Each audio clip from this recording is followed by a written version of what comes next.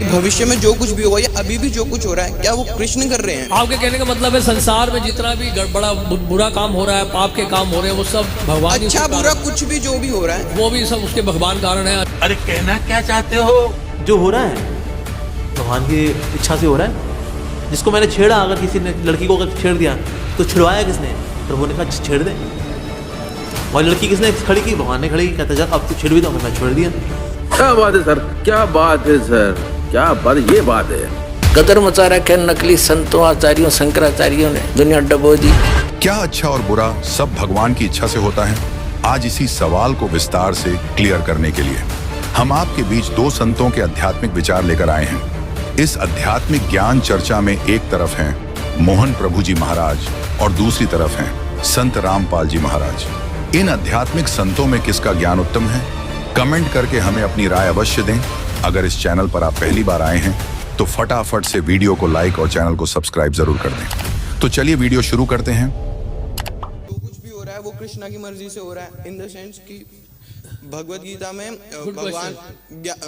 गीता में भगवान 11वें अध्याय में कहते हैं कि अर्जुन इन सबको मैंने मार दिया है, इन सबका वध मैंने कर दिया, तुमको खाली कारण बनना है, तो तुमको खाली तीर चला के कारण बनना है। तो अगर हम देखें कि भविष्य में जो कुछ भी होगा या अभी भी जो कुछ हो रहा है, क्या वो कृष्ण कर रहे हैं? आपके कहने का मतलब है संसार में जितना भी बड़ा बुरा काम हो रहा है, पाप के काम हो रहे हैं, वो सब भगवान। अच्छा बुरा कुछ भी जो भी हो रहा है वो भी सब उसके भगवान कारण है। अच्छा हो बुरा हो मतलब उसके उसमें कारण कृष्ण की भगवान इच्छा ही है। बहुत बढ़िया प्रश्न किया। तो मैं सबसे पहले को धन्यवाद देंगे तालियां बजाकर।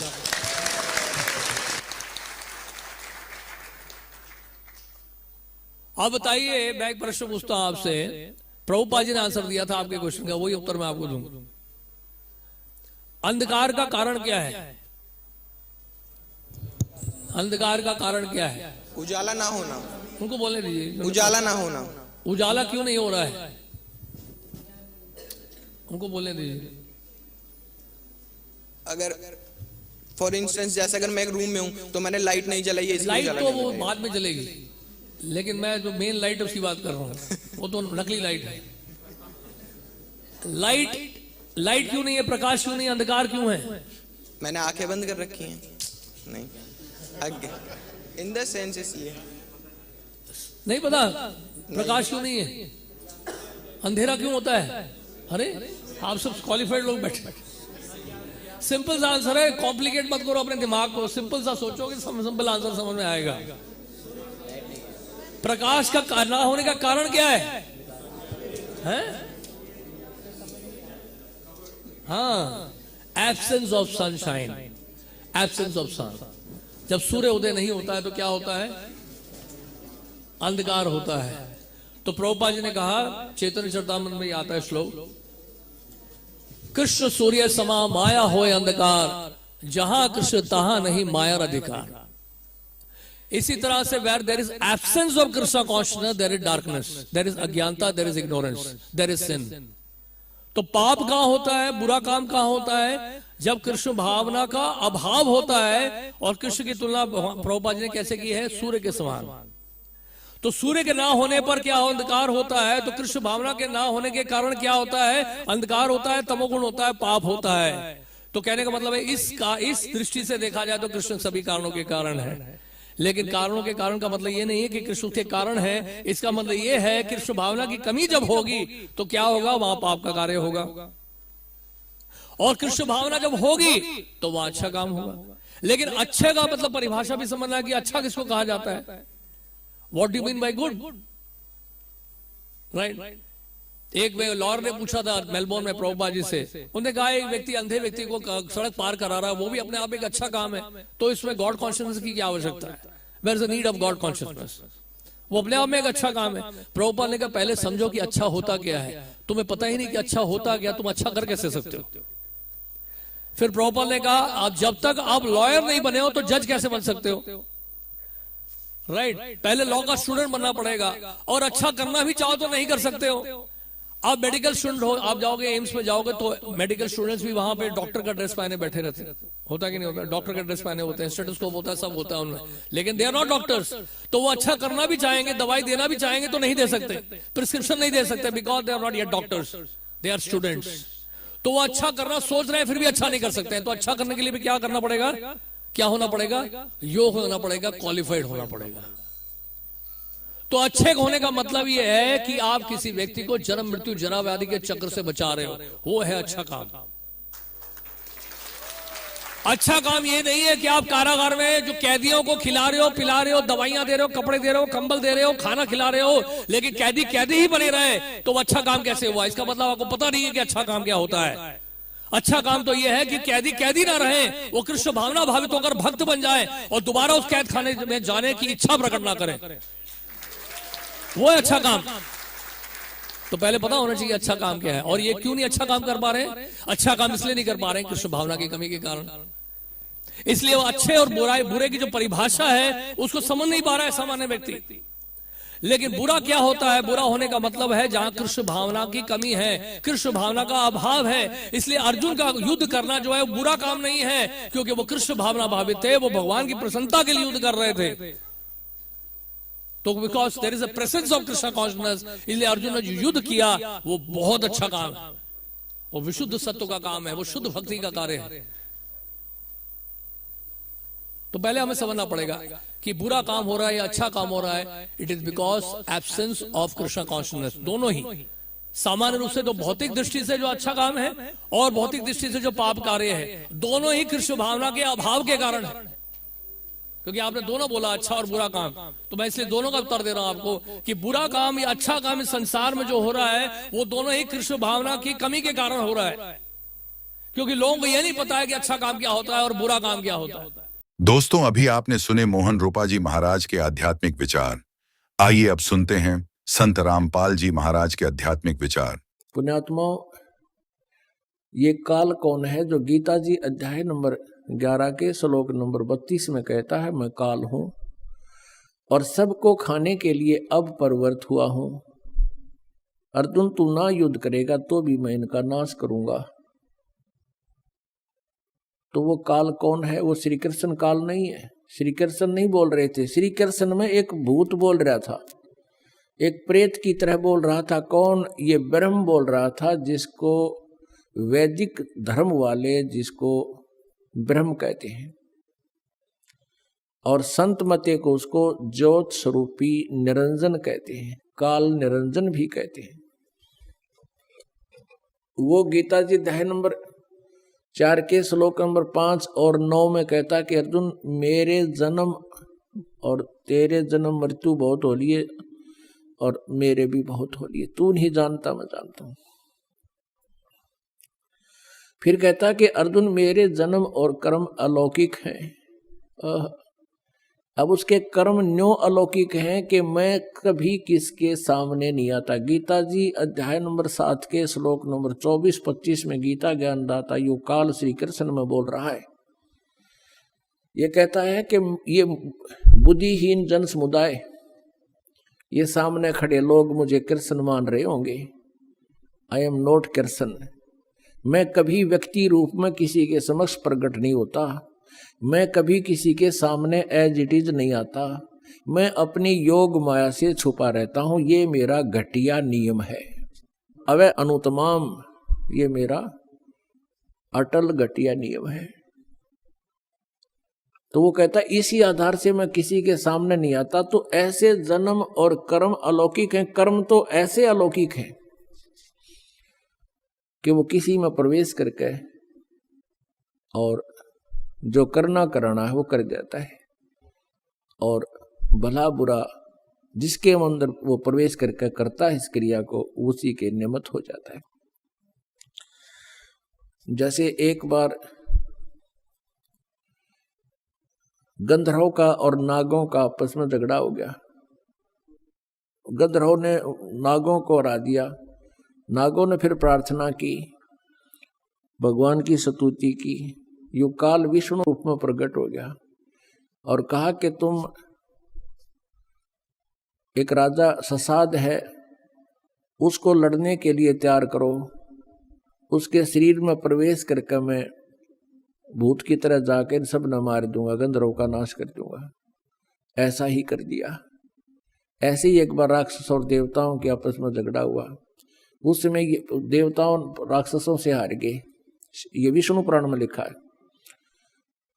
तो देवताओं ने फिर प्रार्थना की, काफी दिन तक तप किया, फिर विष्णु रूप में यह काल प्रकट हो गया, विष्णु जी के रूप में, और कहा कि मैं तुम्हारी सब सतीथि से परिचित हूँ, तुम प्रकुत्स नामक उस राजा को लड़ने के लिए तैयार करो, मैं उसके शरीर में प्रवेश करके सबको मार दूंगा, हरा दूंगा। ऐसा ही कर दिया। तो ये काल है। जब महाभारत के युद्ध में श्री कृष्ण जी बिल्कुल रुचि नहीं रखते थे युद्ध करने और कराने की, क्योंकि उन्होंने स्वयं भी कह दिया था मैं हथियार नहीं उठाऊंगा, और 3 बार शांति दूत बनकर गए थे कि तुम युद्ध ना करो, कौरव पांडव अपना प्यार से सुलझा लो। जब नहीं मानने थे, जब कह दिया था कि मैं युद्ध भी नहीं करूंगा, हथियार भी नहीं उठाऊंगा, एक तरफ मेरी सेना होगी, एक तरफ मैं होऊंगा। और फिर महाभारत का युद्ध नहीं टला, स्टार्ट होने वाला था।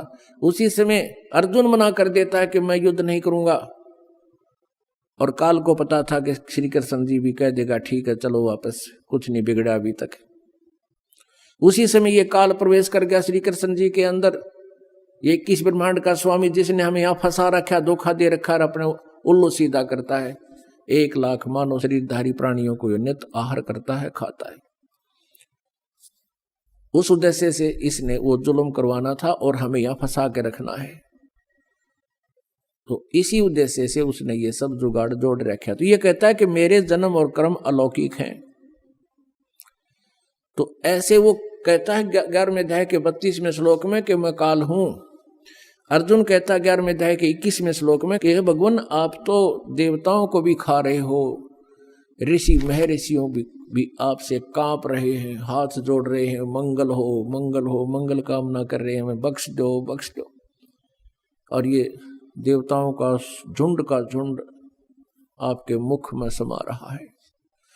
तब 11वें अध्याय के 32वें श्लोक में कहता अर्जुन मैं तो काल हूं और सब न खाऊंगा। तो पुण्यात्मा हम इस काल के जाल में फंसे हुए हैं, इसने हमें मिसगाइड किया हुआ है।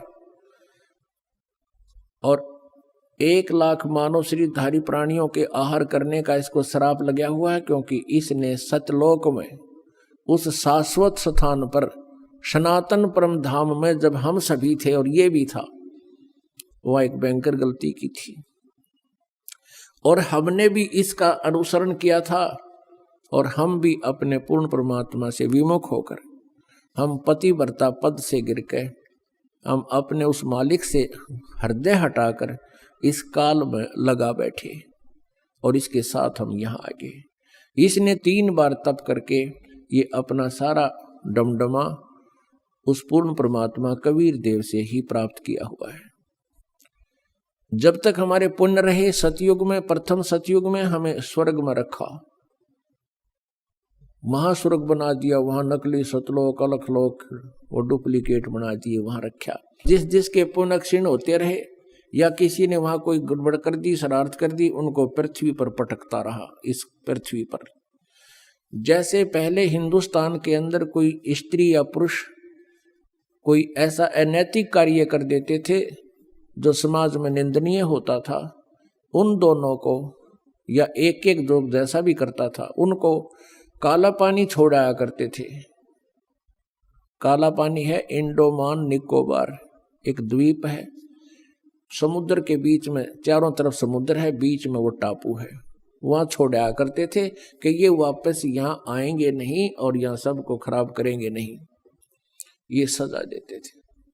फिर वहां धीरे धीरे हजारों की संख्या में स्त्री पुरुष हो गए।